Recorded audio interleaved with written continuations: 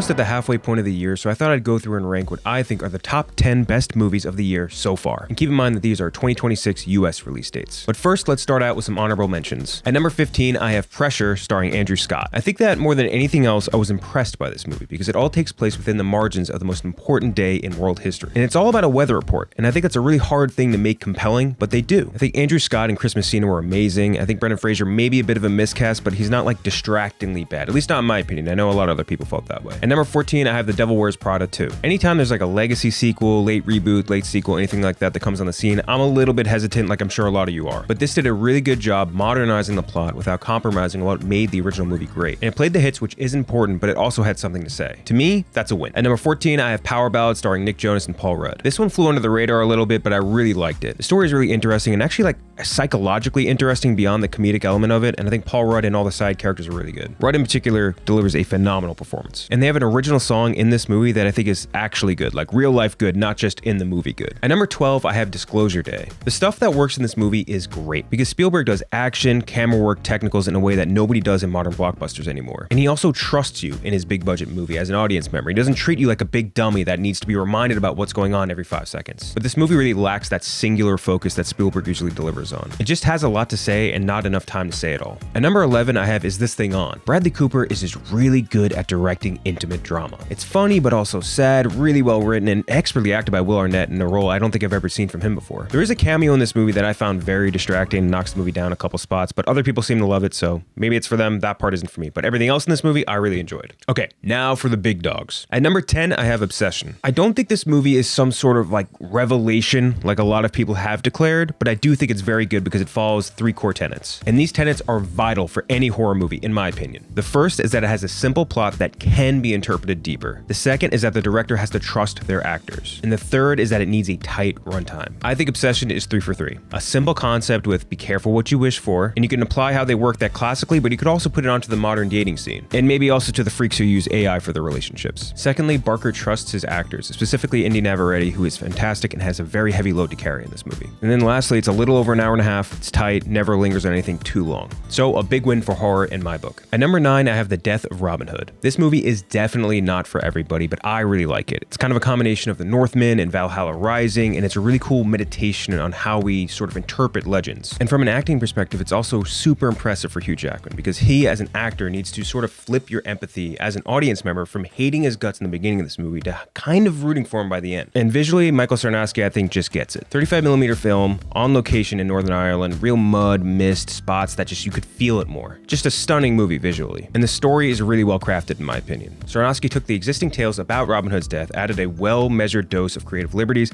and kind of gave us an interesting story on how we interpret legends and how that's influenced by who's in power at the time of their, let's say, rise. At number 8, I have Toy Story 5. And I have it this high because it's a Disney sequel that has something to say. Whenever not only Disney, but any of these studios makes a late sequel, reboot, reimagining, whatever, I think it has a certain bar to clear. I want you to make me feel like there's a reason this movie was made other than money. I want to be like Cypher in The Matrix, you know, ignorance is bliss. Like, I know this is a product made by a mega corporation to print money for them, but I want to believe that there is a soul, because otherwise it's just this feeling of sort of revulsion. I think the movie clears that bar. You get all the stuff that you expect out of a Toy Story movie, which is the great animation and the voice work that brings you back to feeling like a kid again. But what brings it over the edge, to me, is purpose, which is something that felt lacking to me from Toy Story 4. And while this movie revolves a lot around screen time, it's not preachy. It's not saying old man yelling at cloud like, oh, things are different now. It's more about the kids themselves and how they find their tribe, whether that be through something like screen time and tablets or be something like toys or imagination or whatever. Is it better than the first 3 movies? No, but it's definitely better than the 4th to me, and it also just has that soul. At number 7, I have Crime 101, and if you don't get it by now, I do love a good slow burn, which I understand is not for everybody. You're basically watching 3 characters, and imagine them like balloons, and all 3 of them are just inflating to the point of popping, and as they're about to pop, they all intersect with each other. It's a great story, really great cinematography, and also music, which I think is super complimentary to LA without it being too cliche. And the pacing was also very strong. It's 2 hours, 20 minutes long, and you don't really feel it. I think the worst thing you could say is that it maybe feels derivative of Heat at points, but even then, like, how could you make a heist movie in LA and it won't feel like that? It's also a really strong Ruffalo performance, very similar to what he does in Task. Also Halle Berry amazing, and Barry Keoghan flexing that weirdo muscle, which I enjoy. If you were turned off by the trailers like I was, give it a chance because they did not do them justice. At number 6, I have Tuner. This is another undersung movie that I found very cool. Like Crime 101, it is a new age heist movie with some sauce. The concept is fresh. I think Leo Woodall delivered a really good performance that kind of, I would say, really much more put him on his radar than any of his previous work. work, and also Dustin Hoffman really good in a limited role. It's tough to say a ton more without spoiling, but I like the twists and turns, I like the action, and I also just enjoyed the way it was shot. At number 5, I have 28 Years Later, The Bone Temple. Skeptical is maybe the wrong word, but I wasn't 100% in on this movie, only because I really like 28 Years Later, and obviously Danny Boyle is a one-of-a-kind director. But I think Nia DaCosta took the reins from Danny Boyle, who again, super distinct, super unique filmmaker, and was able to replicate his style when necessary, but also put a lot of her own flair on it, which I really like. The cast was also incredible. Ralph Fiennes, amazing, obviously, in everything he does, but then also Jack O'Connell. I think this is another stamp of approval for him, for me moving forward in Hollywood. And I think they do a cool flip side of the coin, look at like what charisma is, because I think Ralph Fiennes gives you this sort of teacher charisma, the kind charisma that you would look up to,